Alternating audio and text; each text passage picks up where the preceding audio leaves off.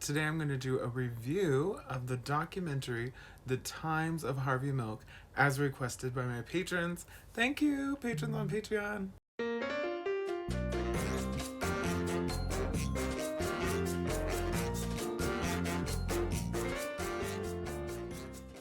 Hey everyone, welcome to the Jason Brock channel.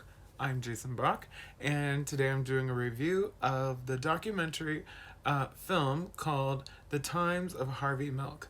And just a reminder, please subscribe to my channel and like this video if you like it, and share and comment. I'll respond as soon as possible. I always respond though.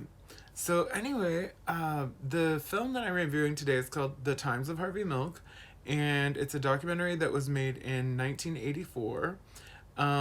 First of all, overall reaction, I loved it because I love anything informative and historical, and this film is just that. And it, of course, Harvey Milk, you probably know already, was a major gay activist who actually got elected into office.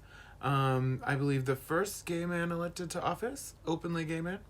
And that was in San Francisco, where I'm from. And so this film means a lot to me, and it touches me personally, hits close to home, because I worked in City Hall in San Francisco as an intern for the mayor's office, and I know all these places that they're showing in the film, and it's like, oh my god, I didn't really think about that, even though I knew he had been killed. Hopefully you know this and that's not a spoiler. I think you probably already know this. It's his history.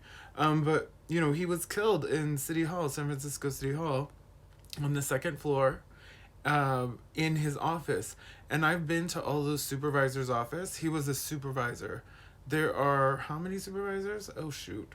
Is it 8 supervisors? No, more. 12 supervisors, I believe. Anyway, he was in one of those offices that I used to go to like every day. Sometimes I would bring them mail, the different supervisors.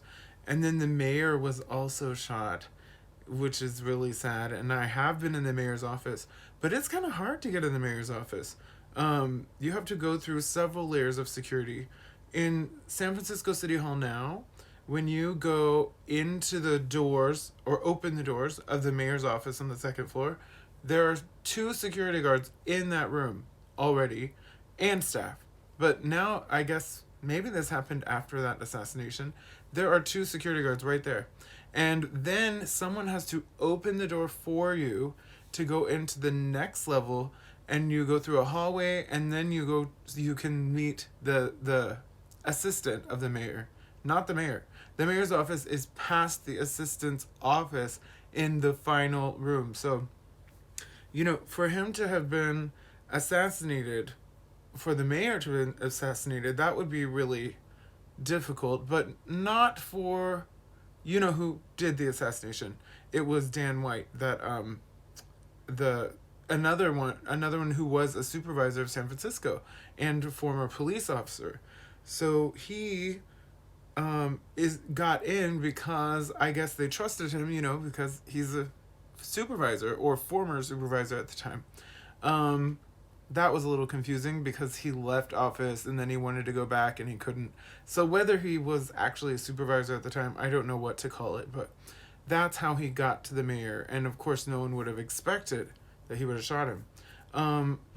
And I will talk about the documentary in just a moment. Sorry, I'm just going to say one more thing. So about the offices for the supervisors, it's a little different. It's not as secure as the mayor's office, but you don't just walk right into the supervisor's office. You walk into the reception area first, and then you can go in to see the mayor if they let you in that door. And usually, even in that situation, there's the front desk, and then a room, and then that leads into the mayor's office. But they don't usually have security that I know of. Usually it's just staff, interns or paid staff or whatever. So anyway, just wanted to say I've been there and I've seen those offices, and I've been where he was shot and in those hallways. It was really eerie. I'm really glad I wasn't there at that time, but I was there not when the mayor died, Mayor Ed Lee died, who was a recent San Francisco mayor. I was interning for him when he died, but he died of a heart attack. However, we did have his body, the viewing of his body in City Hall, and many people came, and I actually helped with that ceremony too. But anyway, enough about that. That is sad, but just my background with this, with City Hall there. So overall, the film was just amazing. I mean, if you've seen it, you probably know.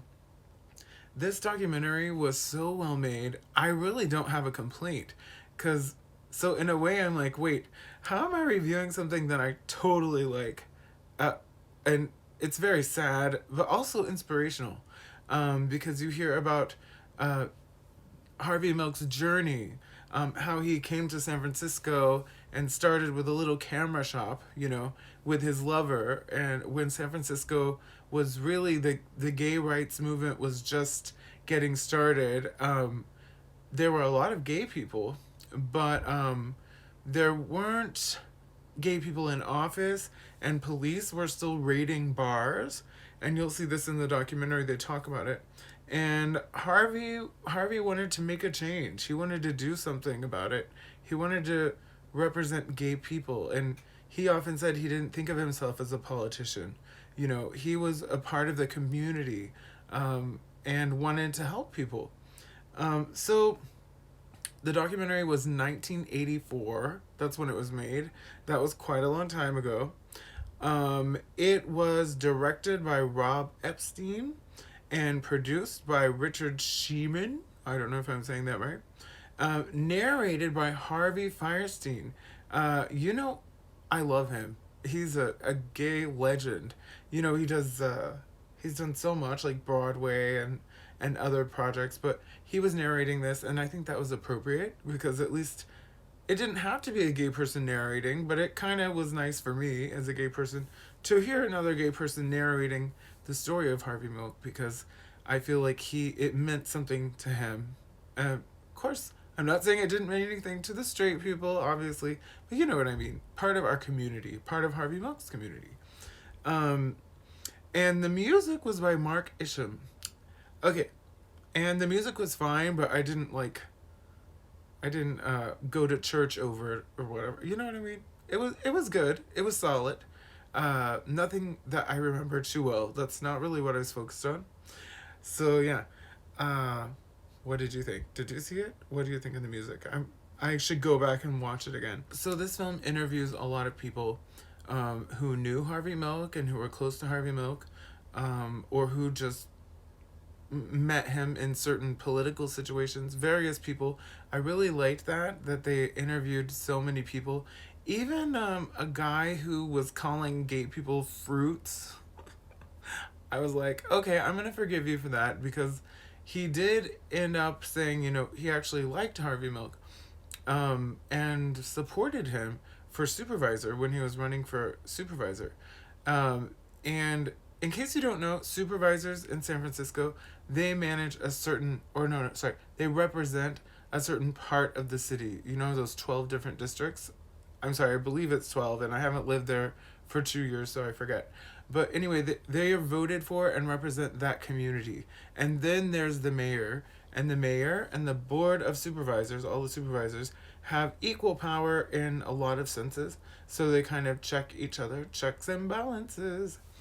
Okay, anyway, so they interview a lot of people who knew him. But one person, sorry to say this, but because I keep feeling like I know this person, I've been there, but no, it's true. One person in there is Bevan Dufty, and he is actually a friend of mine. We used to go to a gay running club in San Francisco together, and we would see each other like at political functions. Anyway, his story is interesting enough to do a video all alone. Bevan Dufty. So he is the godchild of Billie Holiday. He actually grew up getting partially raised by Billie Holiday. But yeah, he's in the documentary too, because talking about the whole thing. One part that stands out to me is Dianne Feinstein when she's announcing that Harvey Milk has been killed, oh my God, the people in City Hall are just, oh Jesus, like, whoa. Everyone's so loud and they're like, let her talk, let her talk.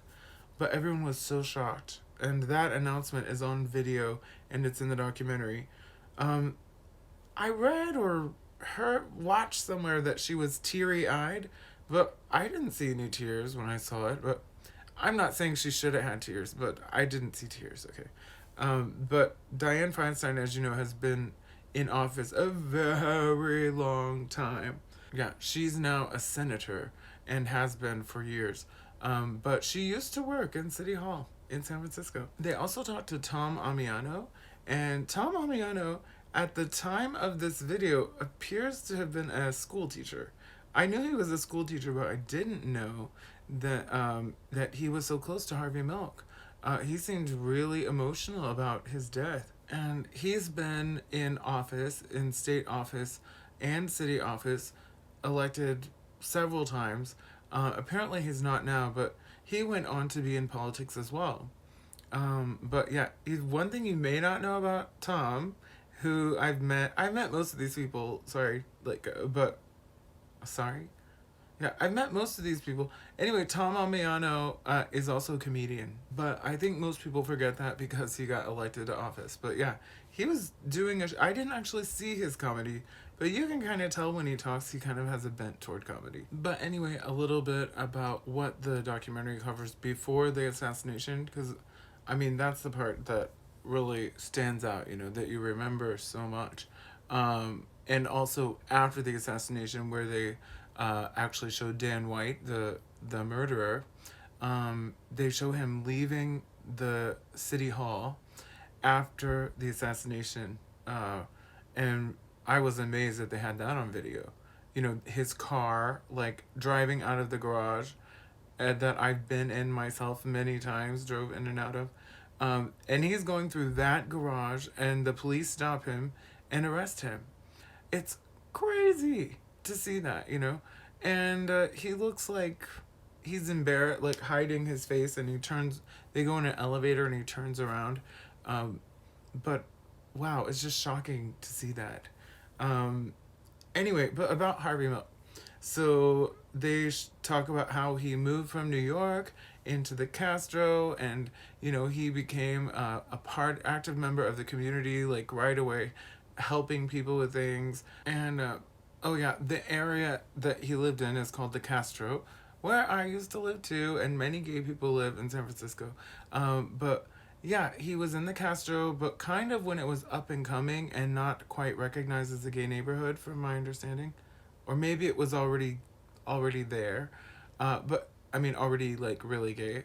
But it wasn't always gay. It kind of became gay over time. But anyway, so he decided to run for election, you know, for Board of Supervisors for the Castro district, because before they didn't do elections by district, and a law changed right before he was running, or while he was running. A law changed that allowed districts to vote for their own supervisors, and so he ran for the Castro district. And he ran 3 times and lost. 3 times and lost. But the 4th time he won. That is tenacity, you know. So good for him. Good for him. And he deserved it too. But I noticed in this documentary at least one other gay guy ran for supervisor and didn't win. I thought that was interesting. I was like, who is that guy? I'd like to know more about him. But yeah, maybe other gay people ran too, and he's the only one who won. But yeah, Harvey Milk won and was the first gay city supervisor. Oh, and also about Harvey Milk, about his childhood. They showed pictures of him, and he was, like, really cute, of course. Big ears. He has big ears, even as a child. But while he was growing up, people didn't know he was gay. And even in his teenage years and adult years, apparently he didn't seem gay, and he kept it a secret, you know. So he was in the closet, as I'm sure many gay people were at the time. Of course, the documentary also talks about, he had a lover. He had several lovers in his life, but he had a lover that he moved to San Francisco with into the Castro, started that camera shop, and all the movie Milk, which I've also seen. If you watch that, you get a lot more of the relationship stuff, but the documentary doesn't focus on his lovers so much. But yeah, the he of course had a lover, and it was like a troubled relationship. But Harvey Milk was focused on politics. He was getting really focused on politics once he moved to San Francisco, and anyway, he one of the first things he did was there was a strike against Coors Beer, and so they wanted to boycott Coors Beer in the bars, and Harvey Milk was able to make that happen when other leaders hadn't been able to make that happen, which made him more favorable to other people in the Castro. And around this time, he was called the mayor of Castro Street, even though there was no mayor of Castro Street, but that was his nickname. I think someone called him that and it stuck and he kept going with it. But yeah, I guess because of his successful getting rid of the Coors beer in the bars, that there were unions that started to support him because that's what they wanted. I can't remember why they didn't want the Coors beer, but yeah, you can look it up. Harvey Milk also started a business association for the Castro with gay merchants, and he also organized the Castro Street Fair, which is still going on today every year. And yes, I've been there many times. But they show footage from that, and it's so cool to see like the what all the gay people were like back then at the Castro Street Fair.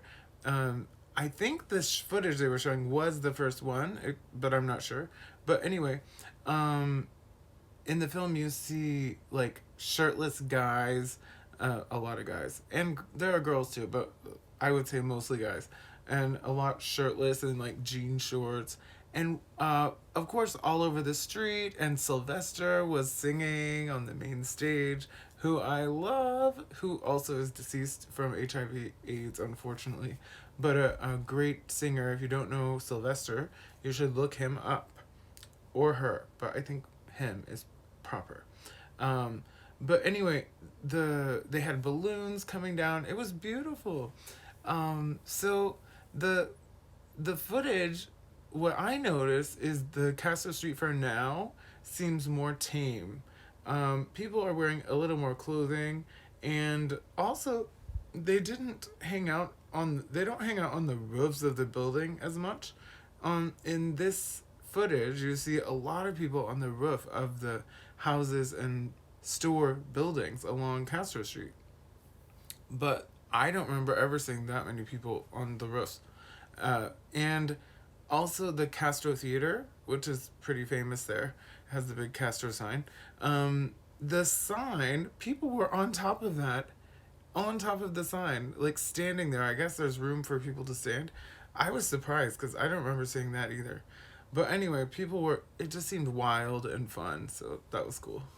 Anyway, so as I already said, he gets elected finally, and he's very popular. He built a lot of connections in the community, and he won the Castro District, District 8.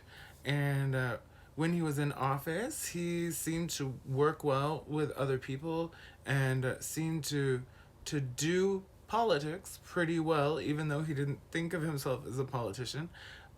And we see footage of him in City Hall, in the supervisors' chambers, and you see Dan White, the person who killed him, and Mayor Moscone.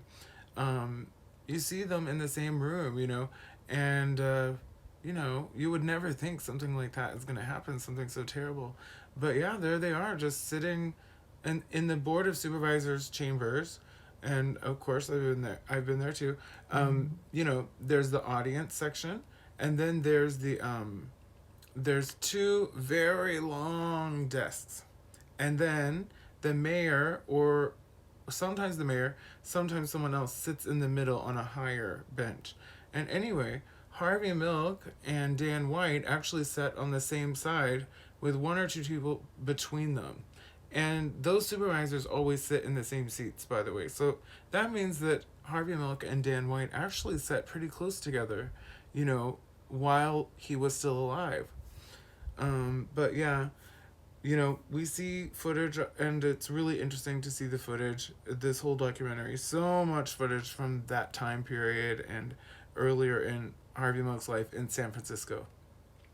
But let me move on. So after he was killed, which I already talked about, in his own office, Dan White leaves, and there was a riot from, I guess, gay people and maybe all kinds of people. I don't know what kind of people they were, but probably a lot of gay people that were attacking City Hall. Now, the reason that they were attacking City Hall and rioting and burning police cars, and they show the footage of this in the film, which is amazing and kind of sad, but I understand why they're angry. The reason that they're so angry is because Dan White was tried in court, and he got, what was it, 5 to 7 years, depending on how good he was in prison. He could do as little as 5 years. The jury convicted him of that. And people were outraged. He just killed two major San Francisco political figures, and he gets 5 to 7 years. One thing the film did not say, the documentary did say, I guess the jury felt somewhat sympathetic to him because I think they showed footage or just audio of Dan White crying during his testimony, you know. But I guess they felt some sympathy. And what they didn't say in the film was that there was a famous defense used, which people called the Twinkie defense. Apparently, the junk food he ate made him act crazy. I mean, please. Yeah, sure, he might have been mentally unstable, but to blame the Twinkies, please. That wasn't in the film, but that is a famous thing to know if you want to look it up. Also, they showed his wife, and that was really interesting. His wife seemed to love him and support him no matter what. I was kind of shocked by the interview of the wife. Even after he had killed them, it almost seemed like, I don't know, she still totally wanted to be with him and supported him. If my husband killed two people, do you think we'd still be together? I'm not so sure, and I would not be talking like her. She sounded like everything was okay, like not a big deal or something. Of course, I don't know. I just saw that part of the interview, but this documentary showed that, and I love that because it was really interesting. I even tried to look her up or more information about her. Is she still alive?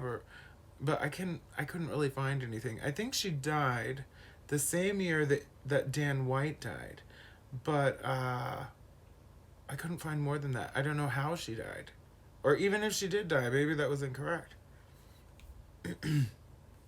But yeah, the people were rioting, and would I say rightfully so? I don't know. I don't think it's right to destroy property. I think peaceful protests would be better. But let's not go into that. But interesting to note that, well, this is, maybe I shouldn't say interesting. Sad? Whatever. Okay. So Dan White ended up killing himself after he got released from prison. Maybe you would say just end for what he did and what he did to the gay rights movement. Talk about a terrible blow. But on the other hand, okay, of course we don't want these people to die. We didn't want Harvey Milk to die or Mayor Moscone. However, I think it probably even made the gay rights movement stronger having a leader assassinated like that, because he, the people who cared about Harvey Milk and what he represented, and the gay community, you know, they were angry. They were so angry. But that anger really was used to continue the gay rights movement, and it did. And San Francisco now is just a wonderful place to be gay. As a person who used to live there for about 10 or 11 years, um, I loved it. I loved being able to be myself without worrying about it. And Harvey Milk is partly responsible for that. And so many other LGBTQIA plus people, activists in San Francisco. But this film does a great job showing Harvey Milk's life and how he got to where he was as a supervisor, then how he died, and some things about his assassinator, the person who killed him, and the reaction to that. So I would definitely recommend watching this documentary, and that's about all I have to say.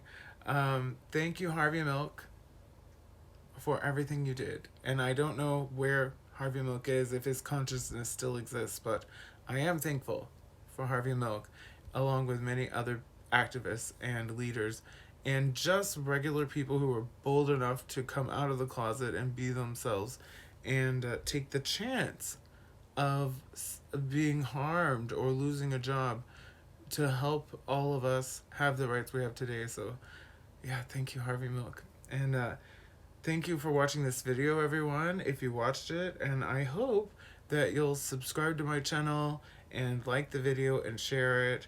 And if you want to support me financially, that would be great. It helps me stay inspired to make more videos and also buy equipment or just more quality, spend more time on it. Because if I make enough money on it, on my videos and stuff, like Patreon, I could spend more time doing videos and doing higher quality videos and finding out what y'all like. So, also, if you join my Patreon, you can, and there'll be a link popping up, and there's also a link in the description. If you join my Patreon, you get free swag like a Jason Brock mug or a sticker or a bag or there's lots of stuff. So you can check the different levels. And yeah. Anyway, I guess that's enough of that. Thank you so much for watching, and have a great night, great day, wherever you are. Bye.